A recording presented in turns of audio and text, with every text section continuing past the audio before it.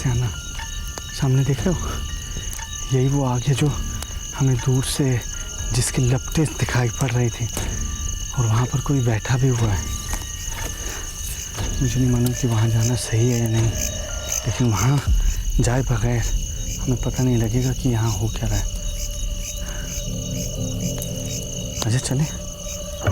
हाँ चलना है।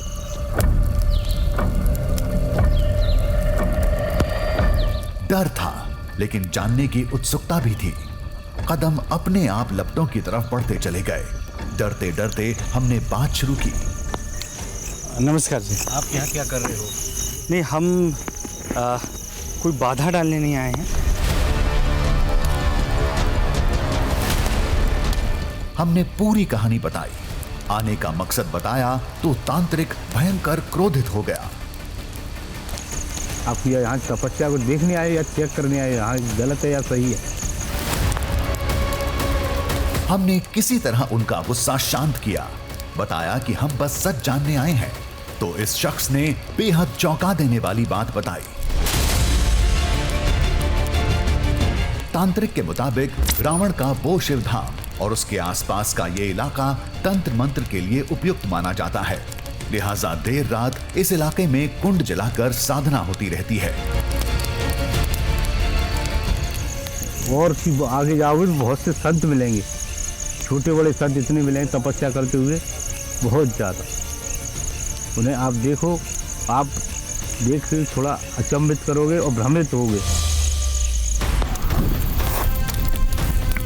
ये सुन हमारा माथा ठनका। कहीं इसी आग को लोग रावण की दिव्य शक्ति तो नहीं मान लेते। रात के वक्त आम आदमी तो वैसे भी इधर आने से रहा। दूर से साधना की आवाज और आग की लपटें दिखती होंगी और लोग इसे दशानन से जोड़ देते होंगे। यहां बहुत देर रुकना मुनासिब नहीं था। तुम यहाँ से जाओ, मैं थोड़ा और पूजा करूंगा, तपस्या करूंगा। ठीक है, राम राम जी। तांत्रिक अपनी साधना में मशगूल हो गए। हम अपनी जगह लौट आए।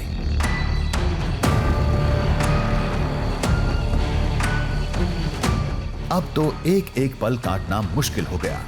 खामखा लोगों की बातों में आकर हमने वक्त गंवाया। पहले ही समझ जाना चाहिए था। हवा में आग कहां से प्रकट होगी?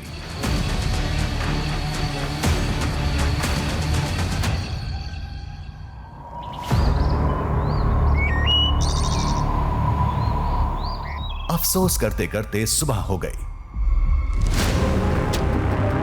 सुबह होते ही हम बुझा मन लेकर मंदिर से कैमरे उठाने चल दिए। हमें मालूम था उसमें कुछ भी चौंकाने वाला नहीं मिलेगा, क्योंकि दावा हवा हवाई था। तभी गर्म राख पर पैर पड़े। उफ, एक सेकेंड।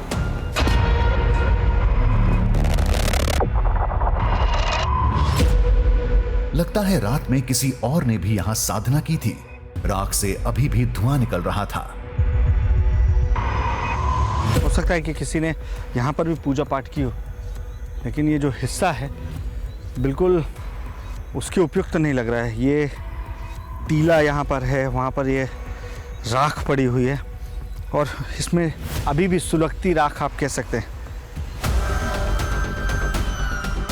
यहां ना कैमरा लगा था ना हम थे, लेकिन राख से निकलता हुआ धुआं बता रहा था यहां कोई तो था। शायद साधना करने वाला कोई तांत्रिक।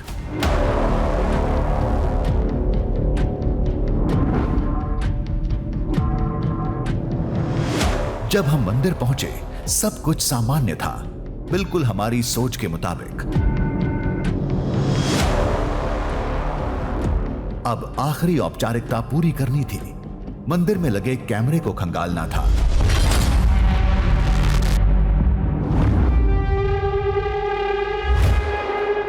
जो तमाम कैमरा हमने अलग अलग जगहों पर लगाए थे, अब उनमें क्या देखने को मिल रहा है, क्या कोई अलग हलचल देखने को मिली है, ये एक बार देख लेते हैं। आप बाकी कैमरास इधर ही ले आइए, सारे कैमरास यहाँ ले आइए, यहाँ खड़े होकर देखते हैं। ये मंदिर के प्रांगण वाला कैमरा था। शाम से सुबह तक की हमने पूरी फुटेज देखी। आग तो छोड़िए, एक चिंगारी तक नहीं दिखी। नहीं, ये बिल्कुल खाली है। ऐसा लग रहा है कि कुछ हुआ ही नहीं है रात भर। सिर्फ एक स्टैटिक फ्रेम नज़र आ रहा है, क्योंकि कोई हलचल इसमें कैद नहीं हुई है। मुझे दूसरा कैमरा देना, दूसरा कैमरा ये लीजिए। ये दूसरा कैमरा था जो ऊपर लगा था।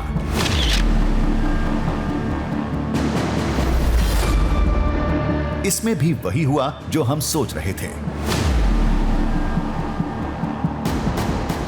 नहीं, मुझे नहीं लगता कि किसी भी कैमरा में कुछ मिलेगा, क्योंकि जो हमें मिला था, अगर वो राख का ढेर किसी पूजा करने वाले का स्थान रहा हो, वो बचा हो, तब इससे कोई इनकार नहीं किया जा सकता। लेकिन फिलहाल इसमें कुछ ऐसा देखने को नहीं मिल रहा है।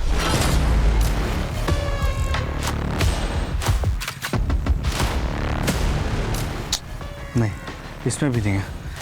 तीसरा कैमरा देना। ये तीसरा कैमरा था जो हमने कुंड की तरफ लगाया था।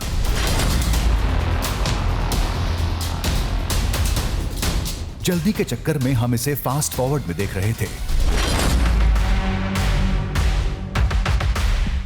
अंधेरे की वजह से कुछ साफ नहीं दिख रहा था, फिर भी एक बार नजर तो डालनी ही थी।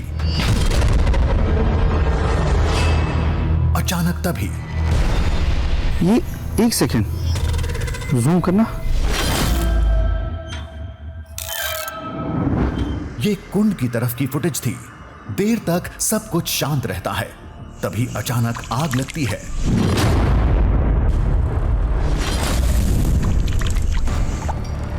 तेज लपटें उठती हैं। उस समय पानी में हलचल भी होती है। एक बार और देखिए।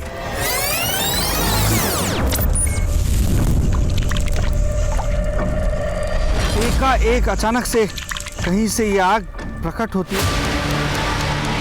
हमने इस दृश्य को कई बार देखा। स्लो मोशन में भी समझने की कोशिश की। ये मंदिर के ठीक पीछे देखिए, एकाएक ऐसा लग रहा है कि कोई ज्वाला सामने आई और गायब हो गई। पलक झपकते ही वो बुझ गई है। कहां से आई, कैसे बंद हुई, ये कुछ नहीं समझ में आ रहा है। आग एकदम से लगी थी और अचानक लगी थी। साथ में पानी में भी हलचल हुई। पानी की हलचल तो किसी छोटे मेंढक की वजह से हो सकती है, लेकिन आग ये अपने आप कैसे जली?